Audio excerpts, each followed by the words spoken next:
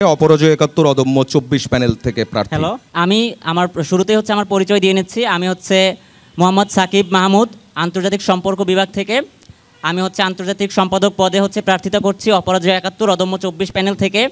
তো আমার কাছেও সবাইকে যে প্রশ্নটি করা হয়েছে একই প্রশ্ন, যে আমি নির্বাচিত হলে ক্যাম্পাসে সর্বপ্রথম কোন প্রায়োরিটি দিয়ে কাজ করব।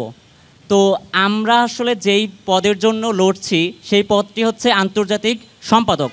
কিন্তু আমরা যদি একটু হিস্ট্রিক্যালি বা আমরা ন্যারেটিভের দিকে চিন্তা করি, জাতিগত দিক থেকে আমরা এখনও পিছিয়ে আছি অন্যান্য দেশ থেকে। এখনও আমাদের ইউনিভার্সিটিকে ট্যাগিং দেওয়া হয় যে প্রাচ্যের অক্সফোর্ড। কেন কেন আমাদেরকে প্রাচ্যের অক্সফোর্ড এখনও বলা হবে? পোস্ট কলোনিয়াল যুগেও আমাদেরকে কেন কলোনিয়াল মাইন্ডসেট নিয়ে চলতে হবে, যেখানে অক্সফোর্ডের আদলে আমাদের তৈরি করা হয়েছিল দেখে প্রথম দিকে আমাদের এই ট্যাগিংটা ছিল।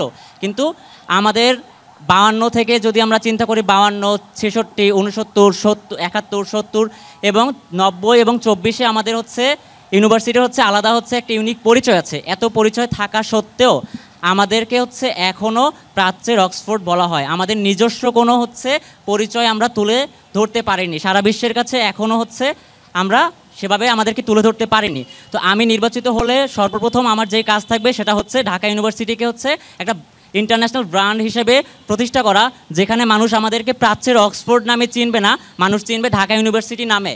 অ্যান্ড আমাদেরকে এই যে এখনও ঢাকা ইউনিভার্সিটি নামে যে ট্যাগ দেওয়া হচ্ছে বা এইভাবে আমাদেরকে ন্যারেটিভের মাধ্যমে দাঁড়া করানো হচ্ছে, এটা একটা আমাদেরকে এখনও ওরিয়েন্টালিস্ট লেন্সের মাধ্যমে দেখা হচ্ছে। পোস্ট কলোনিয়াল যুগে এসে এই ধরনের মেন্টালিটি আমাদের জাতিগত ব্যর্থতা। তো আমি আমাদের ইউনিভার্সিটিকে ব্র্যান্ডিং করার জন্য প্রথমত আমাদের একটা ইউনিভার্সিটি ভালো একটা ইউনিভার্সিটির বৈশিষ্ট্য মোটামুটি 3টা মোটা দাগে বৈশিষ্ট্য বলতে পারি। প্রথমত যে সুস্থ, সুন্দর ও পরিচ্ছন্ন পরিবেশ, গুণগত শিক্ষা এবং উন্নত গবেষণা উদ্ভাবন। সো আমাদের দেখা গেছে যে 3টা খাতেই খুবই বেহাল এবং বাজে অবস্থা। তো এই 3টা খাতে আমি গুরুত্ব দেব। তো সুস্থ, সুন্দর ও পরিচ্ছন্ন পরিবেশের জন্য আমি সর্বপ্রথম যেই কাজটি করতে চাই সেটা ঢাকা ইউনিভার্সিটিকে হোমলেস মুক্ত ক্যাম্পাস করতে চাই। কারণ আপনি দেখেন, আমাদের ইউনিভার্সিটিকে যদি আন্তর্জাতিকভাবে আমরা রিপ্রেজেন্ট করতে চাই, তখন আপনি দেখবেন যে বাইরের দেশ থেকে যখন আমরা এখানে আসবে, তো দেখবে রাস্তায় শুয়ে আছে মানুষ, বিভিন্ন জায়গাতে পথ শিশুরা বসে আছে, ওদের পুনর্বাসন করা দরকার।